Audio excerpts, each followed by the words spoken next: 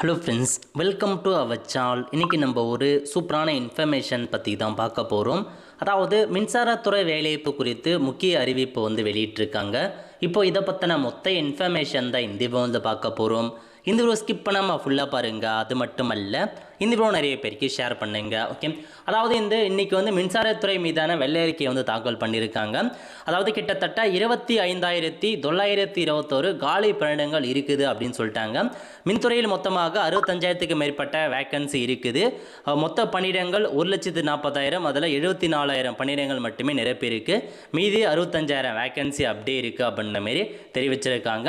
அது மட்டும் இல்லாமல் டிஎன்பிஎஸ்சி மூலம் வெளிப்படைத்தன்மையுடன் பணிக்கு ஆட்கள் தேர்வு செய்யப்படுவார்கள். மின்துறையுள்ள வேலைவாய்ப்பு டிஎன்பிஎஸ்சி மூலமாக வெளிப்படைத்தன்மையுடன் இந்த ஆட்சேர்ப்பு நடக்கும் அப்படின்றத சொல்லிட்டாங்க.